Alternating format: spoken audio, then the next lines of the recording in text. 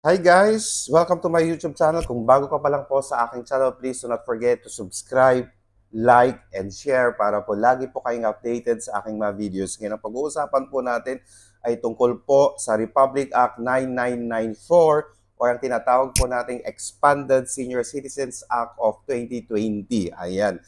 Granting 5%, okay, discount to a senior citizen on their monthly use of water and electricity. Ayan guys, so meron po tayong 5% discount sa ating mga senior citizen po. Okay, meron po kayong discount sa monthly bill po ninyo. Ayan, sa electricity at sa tubig po. Provided, sabi ng batas, that the meter is registered under the name of the senior citizen po.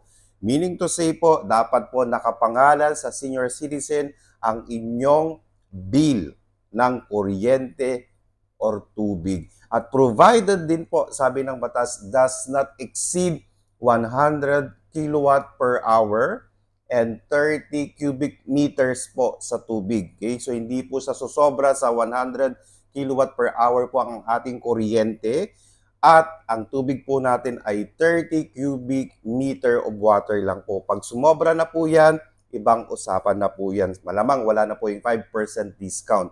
Sayang naman po ito na makakabawas sa ating mga babayarin, lalo na po mahal na po ang per kilowatt hour ng kuryente at cubic meter ng tubig. Okay? That the privilege is granted for household regardless of the number of senior citizen po. Kung let's say may dalawa po tayong senior citizen sa bahay, isa lang po yun. Okay? So again, meron po tayong 5% discount sa ating mga senior citizens, okay, sa kuryente at tubig po. Okay, sayang naman po yun.